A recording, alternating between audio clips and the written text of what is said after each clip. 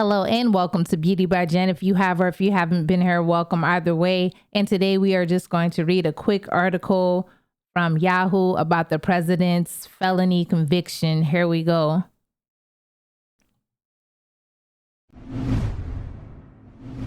Please like, comment, share, and subscribe to the channel. We are trying to get to 7.5K. Thank you.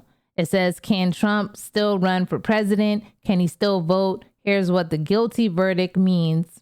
Here are answers to some frequently asked questions now that the former president has been found guilty of all 34 felony charges in his hush money trial. And I'll link this in the description box. Donald J. Trump has become the first U.S. president to be convicted of a felony in a historic decision. A 12-person Manhattan jury found the former president guilty on all 34 counts of falsifying business records in an effort to disguise a hush money payment made to adult film actress Stormy Daniels before the 2016 election. Trump is also the first major party candidate and the 2024 presumptive Republican presidential nominee to run for president as a felon. Here's what the guilty verdict means for Trump. What could Trump's punishment be? Judge Juan Merchan scheduled Trump's sentencing for July 11th at 10 a.m. Eastern, when he'll decide whether the former president punishment will include prison time. Trump was also convicted on 34 counts, which means he could face a maximum of 4 years in prison for each count, totaling a maximum prison sentence of 136 years. But New York State caps prison sentences at 20 years for this type of offense. If the judge decides to issue prison time for more than one conviction, Merchan will also have to decide if Trump's sentence will run concurrently or consecutively, one after another. Legal experts say it's unlikely that Trump could face jail time because Trump does not have a criminal record and the charges against him are nonviolent felonies. Merchan could impose other penalties instead of prison time, such as probation. Trump would have to report to the New York City Department of Probation in person on a regular basis, which would create a major scheduling snafu for the GOP presidential candidates on the campaign trail. If Trump committed other crimes under probation, he could be sent immediately to jail. Trump's conviction also means the charges against him are punishable by up to $5,000 per offense. If Judge Merchan decides to go that route, Trump could face up to $170,000 in fines. Merchan could also issue a conditional discharge. In such a scenario, Trump would be free and not require probation supervision as long as he doesn't get into additional trouble. Can Trump run for president and serve in the White House as a convicted felon? Yes, a guilty felony conviction doesn't prevent Trump from running for president. Under Article 2 of the U.S. Constitution, there are only 3 qualifications that need to be met for the office of the presidency. The person must be at least 35 years old, be a natural-born citizen, and have lived in the U.S. for at least 14 years. It would be a different story if Trump were charged with crimes of an insurrection under Section 3 of the 14th Amendment. Such an offense would disqualify him from holding public office if found guilty. Could Trump pardon himself in this case, if he is elected president? No, he could not pardon himself in the New York case or in the Georgia election interference case. The powers of the presidential pardon don't extend to state crimes, and the President of the United States can only pardon federal crimes, according to Article 2, Section 2 of the Constitution. In the Manhattan hush money case, only New York Governor Kathy Hochul could pardon him.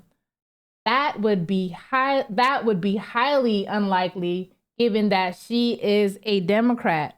Can Trump vote for himself in the November election? Trump is registered to vote in Florida. Convicted felons can only vote in the state after they have completed their sentence, which could be prison time or paying a fine. However, Florida also honors the voting laws in the state where the felony conviction occurred, which in this case is New York.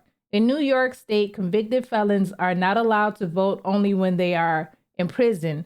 So unless Trump is behind bars on election day, which is unlikely, then he'll probably be able to vote for himself.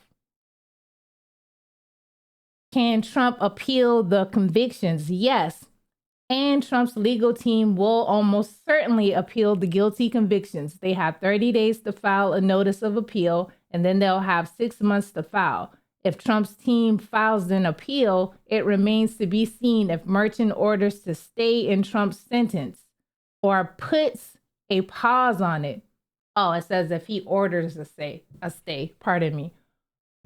Until that appeal process plays out, which could go beyond election day. What about Trump's gag order? Judge Juan Merchant issued a gag order on Trump before the trial began on March 26th that barred him or directing others from publicly speaking about jurors, trial witnesses, lawyers, and aides, court staffers, and family members, the previously mentioned people. The gag order doesn't prevent Trump from making statements about Judge Juan Merchant or Manhattan District Attorney Alvin Bragg, whose office brought the case. Merchant added a provision to the gag order on April 1st and barred Trump from talking about Merchant and Bragg's family members.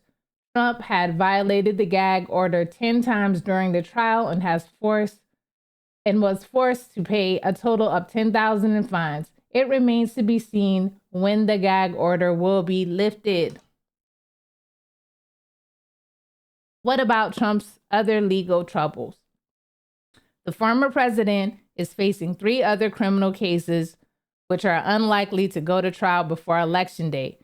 Georgia election interference case. Last August, state prosecutors brought charges against Trump and 18 of his allies for their alleged efforts to overturn the results of the 2020 election in the state of Georgia.